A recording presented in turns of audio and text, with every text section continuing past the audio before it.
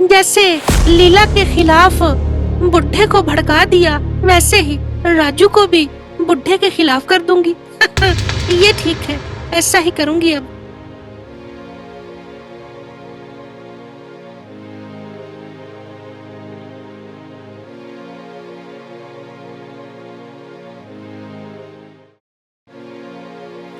ये कहानी है रामू की, जिसके 2 बेटे थे और उनकी नई नई शादी हुई थी और रामू की 2 बहुएं घर आई थीं। एक बहू जो शहर से थी और दूसरी गांव से थी, और रामू अपने दोनों बेटे और दोनों बहुओं को बहुत ही ज्यादा प्यार करता था। बाबूजी, हम काम पर जा रहे हैं, ख्याल रखिएगा अपना। गोपी, ख्याल रखना बाबूजी का, ठीक है? हम जल्दी आ जाएंगे काम से। हाँ लीला, तुम भी बाबूजी का ख्याल रखना, कोई भी परेशानी नहीं आनी चाहिए बाबूजी को, ठीक है? दोनों बहनें अच्छे से काम करना। माँ जी के जाने के बाद बाबूजी ने हमको संभाला और अब हमारी बारी है।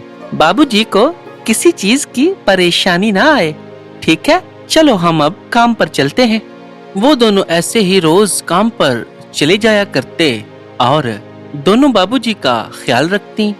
बाबूजी, आपने सुबह से खाना नहीं खाया। आपने कहा था दोनों चले जाएंगे काम पर तो फिर खाऊंगा, तो फिर मैं आपके लिए खाना लगा दूं? हाँ, अब तो वो दोनों काम पर चले गए हैं। सुबह भूख नहीं थी, इसीलिए खाया नहीं। तो जाओ बेटा, लगा दो अब खाना, मैं खा लूंगा। भूख तो मुझको भी लग रही है। जी ठीक है, मैं खाना लगाती हूँ आपके लिए, फिर आ जाइएगा। नहीं, मैं इधर ही ला दूंगी आपको, ठीक है? आप बस बैठे। लीला खाना लगाने के लिए चली जाती है। गोपी लीला से बहुत ज्यादा शुरू दिन से ही जलती थी और बाबूजी के कान भरती रहती थी। बाबूजी, आपने उसको क्यों कहा?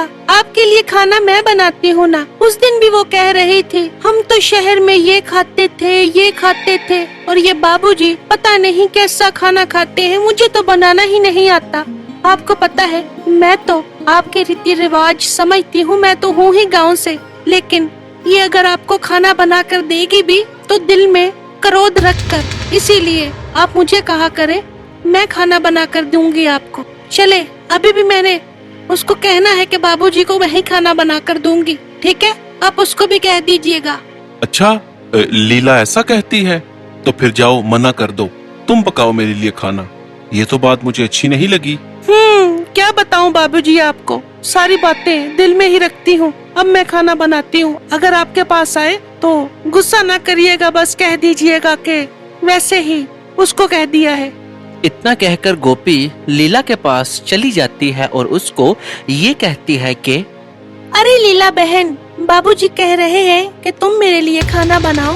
लीला खाना सही नहीं बनाती, तो ऐसा करो, तुम जाओ और बाबूजी को जरा मेरे हाथ का खाना पसंद है तो मैं बनाती हूँ, तुम जाओ।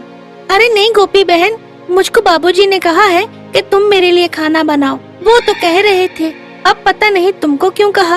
अरे लीला बहन, मुझ पर यकीन नहीं तो खुद जाकर पूछ लो ना।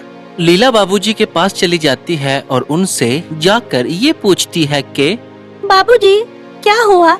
आपने गोपी बहन को कहा कि तुम खाना बनाओ, लीला को रहने दो, क्यों, क्या बात हो गई बाबूजी?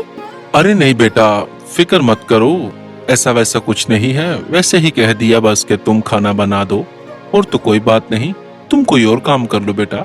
लीला ने कभी कोई बात नहीं की और जो भी बाबूजी ने कहा वो ही कर लिया।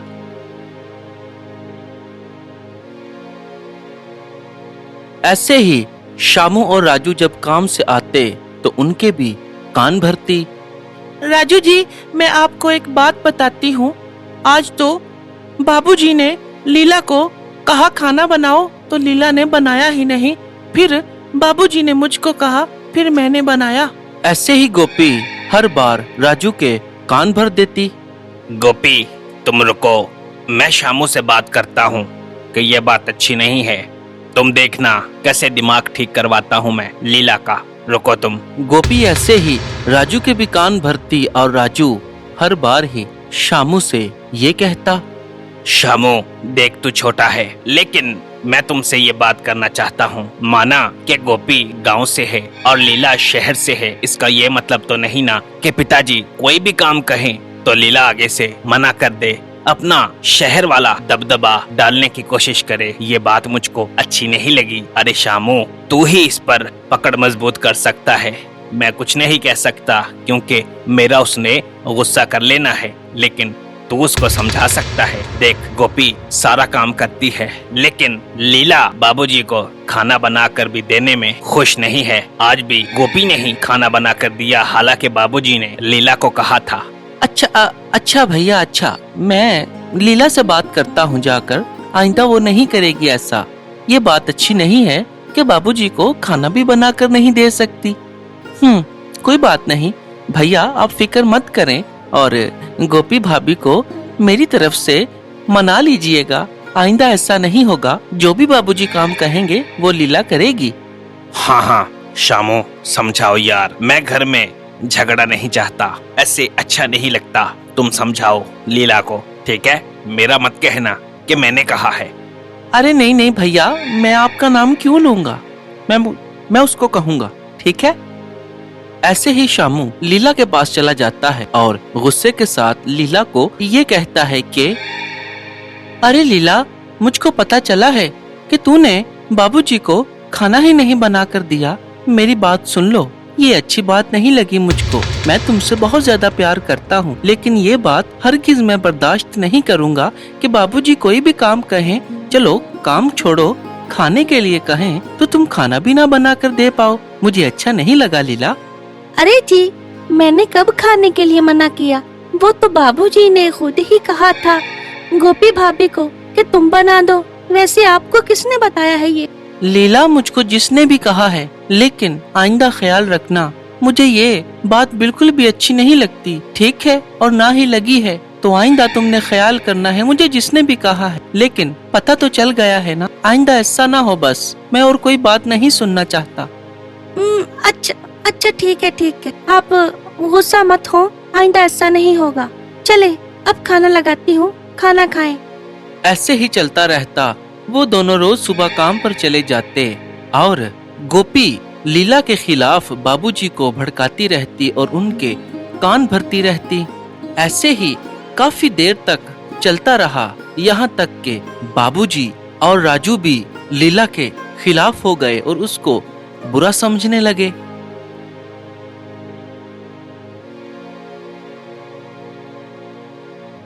ऐसे ही एक दिन सुबह सुबह रामू अपनी दोनों बहुओं और बेटों को ये कहता है कि बेटा, मैं तुम्हारी गुजरी हुई माँ की एक निशानी जो उसने मुझे दी थी वो आज सौंपना चाहता हूँ तुमको। बताएं बाबूजी, क्या बात है? वो कौन सी चीज है जो आप हमको सौंपना चाहते हैं? ऐसा क्या माँ ने दिया था? उसने मुझको कहा था कि हमारे 2 बेटे हैं और जाहिर सी बात है बहुएं भी तो 2 ही आएंगी, लेकिन उसने ये कहा था कि उनमें से जो बहुत ही अच्छी बहू होगी तुम उसको ये गहने देना, और अगर दोनों ही अच्छी हुई तो दोनों को बांट कर देना। लेकिन मेरी नजर में तो गोपी ही अच्छी बहू है, तो ये आज जो गहने जो तुम्हारी माँ ने मुझको दिए थे वो मैं आज गोपी को देना चाहता हूँ। तो गोपी बहू, इसको पकड़ो, इन पर तुम्हारा हक है। और लीला बेटा, तुम नाराज मत होना, ये मेरे दिल की बात जो मुझको अच्छा लगा, मैंने वही, गोपी का हक मुझे ज्यादा लगता है तो मैंने गोपी को इन गहनों के लिए चुना। कोई बात नहीं बाबूजी, जो आपको अच्छा लगा आपने वही किया। मैं तो इतने में ही खुश हूँ कि आप मुझे बहुत ही प्यार से बेटा कहते हैं। कोई बात नहीं बाबूजी, इन गहनों पर गोपी भाभी का ही हक है। ठीक है, मैं खुश हूँ। लीला इतने में ही खुश थी और गोपी जो बहुत ही चालाक थी वो गहने पाकर और भी ज्यादा खुश थी, क्योंकि उसको पता था कि बाबूजी के पास गहने पड़े हैं। वो इन गहनों की वजह से ही तो बाबूजी की इतनी खिदमत करती थी। अब उसको मिल गए थे, अब उसको किसी चीज की भी परवाह नहीं थी। ऐसे ही कुछ दिन बाद रामू की तबीयत अचानक से खराब हो जाती है और रामू से फिर चला भी नहीं जाता था। तो फिर गोपी जो के गहनों के चलते बहुत ज्यादा खिदमत करती थी, अब उसका नजरिया बाबूजी की तरफ से पलट गया था। गोपी, ओ गोपी बेटा, भूख लगी है बेटा, खाना बना दो, बहुत भूख लगी है। मैं काफी देर से तुमको आवाजें दे रहा हूँ, खाना बना दो। रामू गोपी को बहुत ज्यादा आवाजें देता है लेकिन वो नहीं सुनती। तो रामू मुश्किल के साथ उठकर गोपी के कमरे के पास जाता है और गोपी की सारी बातें सुन लेता है। इस बुढ़े ने तो तंग कर दिया है, नाक में दम कर दिया है, खाना लाओ, ये लाओ, वो लाओ। अरे मैं तो परेशान हो गई हूँ। मैंने तो अब राजू जी को बुढ़े के खिलाफ करके इस घर से अब निकल जाना है। मुझे तो गहने चाहिए थे, वो ले लिए, अब मेरा इस घर में क्या काम। राजू को बुढ़े के खिलाफ करती हूँ, फिर ही निकलूंगी इस घर से, या फिर बुढ़े को निकालूंगी। एक काम तो करूंगी, जैसे लीला के खिलाफ बुढ़े को भड़का दिया वैसे ही राजू को भी बुढ़े के खिलाफ कर दूंगी। ये ठीक है, ऐसा ही करूंगी अब।